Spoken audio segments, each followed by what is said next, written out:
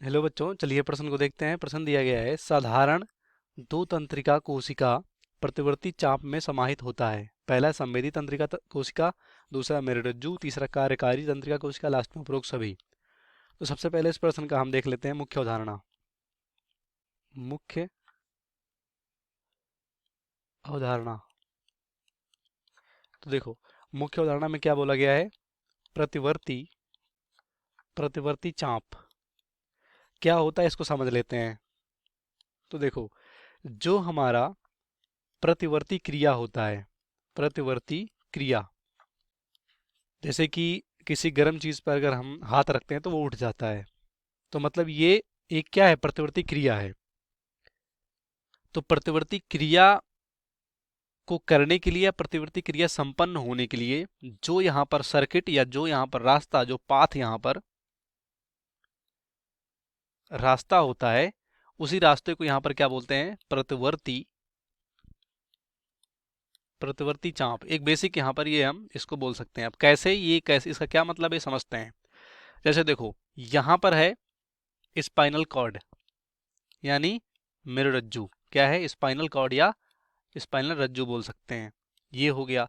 और यहाँ पर जो भी स्पाइनल रज्जु से जो भी हमारा इंफॉर्मेशन होगा वो मस्तिष्क तक जाता है।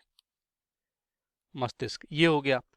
अब यहाँ पर है हमारे जैसे कि परिधीय अंग, जैसे कि त्वचा हो गया, ये सब हो गया। अब मान लो हमारा हाथ, जो हमारा त्वचा था, वो किसी गर्म चीज पर पड़ा। कहाँ पर पड़ा? किसी गर्म चीज पर पड़ा। अब यहाँ पर जब ये गर्म चीज पर पड़ा हमारा हाथ, तो क्या होगा? यहाँ पर त्वचा पर क्या होते हैं? हमारे संवेदी न्यूरॉन्स होते हैं। क्या होते हैं? संवेदी न्यूरॉन्स।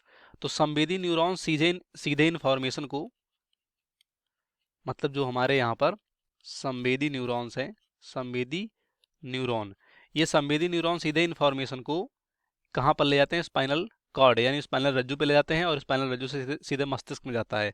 और यही मस्तिष्क सीधे यहाँ पर इस सूचना को या जो भी संवेदना होती है उसको प्रोसेस करते हैं, और एक इन्फॉर्मेशन या कह सकते हो कमांड देते हैं कि हमें मतलब क्या करना, एक्शन देते हैं। तो यहाँ पर जो स्पाइनल कार्ड या मस्तिष्क से स्पाइनल कॉर्ड, और स्पाइनल कॉर्ड से फिर यहाँ पर त्वचा यानी जो हमारे इफेक्टर अंग होते हैं, उन पे ये जो सूचना लाने के लिए जो यहाँ पर न्यूरॉन्स होता है उसे बोलते हैं मोटर मोटर न्यूरॉन। तो ये मोटर न्यूरॉन्स क्या करते हैं? यहाँ पर त्वचा तक ये जो इफेक्टर अंग होते हैं यहाँ तक लाएंगे, और हमारा जो हाथ है, त्वचा है, वो इस गर्म चीज से हट जाएगा। तो जो ये क्रिया हुई, इस पूरे क्रिया को, गर्म चीज पर पड़ना और ये फिर से हाथ उठना, इस पूरे क्रिया को यहाँ पर प्रतिवर्ती क्रिया बोल दिए। और जो ये रास्ता फॉलो हो रहा है, जो ये पाथ फॉलो हो रहा है, इसी को बोलते हैं प्रतिवर्ती चाप। तो हम कह सकते हैं कि दो साधारण तंत्रिका कोशिका, क्योंकि साधारण तंत्रिका कोशिका कौन है? मोटर और संवेदी। दो साधारण तंत्रिका कोशिका प्रतिवर्ती चाप में समाहित होते हैं। अब वो कौन कौन से इन चारों में से होंगे वही पूछा गया है। तो पहला है संवेदी तंत्रिका कोशिका, देख सकते हैं यहाँ पर ये है न्यूरॉन्स। उसके बाद मेरुरज्जु स्पाइनल कॉर्ड भी है, ये भी सही है क्योंकि प्रतिवर्ती चाप में ये भी इन्वॉल्व हो रहा है। कार्यकारी तंत्रिका कोशिका, कार्यकारी यहाँ पर जो इफेक्टर यहाँ पर क्या है? इफेक्टर न्यूरॉन्स या इफेक्टर यहाँ पर तंत्रिका कोशिका बोल सकते हैं, जैसे कि यहाँ पर मोटर। तो ये भी हमारा यहाँ पर क्या होगा? राइट होगा। मतलब ये तीनों जो है ये मिलके यहाँ पर प्रतिवर्ती चाप में समाहित होते हैं। तो लास्ट लास्ट में राइट ऑप्शन क्या होगा? डी। इसका राइट ऑप्शन डी होगा, बाकी सभी गलत हो जाएंगे। उम्मीद करते हैं आपको प्रश्न समझ में आया होगा। धन्यवाद।